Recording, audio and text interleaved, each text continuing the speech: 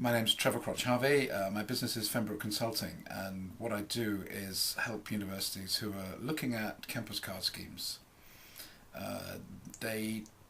Universities tend to have built up schemes with cards over a number of years, and often they want to bring these together to achieve quite pressing business objectives. The most pressing one at the moment is a requirement by the UK Border Agency to identify overseas students and to make sure that they're attending courses. And there is now a regulation that says higher education institutions must report any overseas student who misses 10 engagements, like lectures and tutorials and that kind of thing. Most universities are not set up to measure these kind of things and also to compare what actually happens with what should happen, because that's obviously what you need to do. So there are various techniques to do that and various solutions emerging. None of them are robust yet, none of them are really rolled out. So what I'm doing is helping universities to select solutions for their own needs. And this could be from a small room which only has 15 or 20 people in it, up to a big lecture theatre which might hold 300 people. And how do you check who's in that theatre in a 10-minute changeover period? And that's quite a challenge.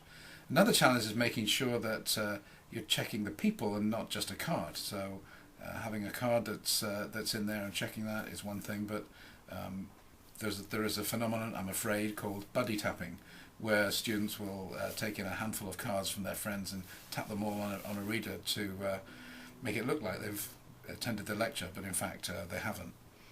So it can be necessary to look at biometrics, and the thing these days that people are looking at is fingers. So there are now some quite neat solutions for checking fingerprints in readers, so that you actually make sure you have the person there.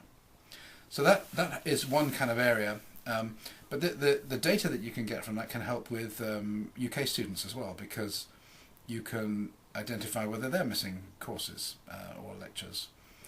And if they are, then that's a good indication that they might be having difficulties somehow with their course. And a student that's having difficulties and that might be missing lectures could drop out.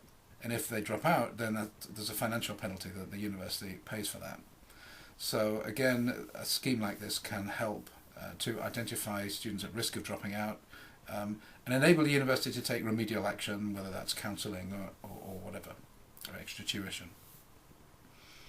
So that's one application.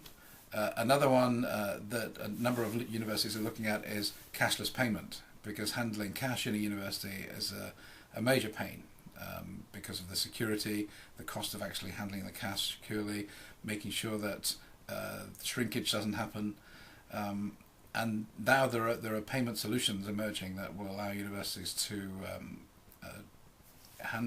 to take payments in their catering establishments, printing and copying, bars even, using a cashless payment card.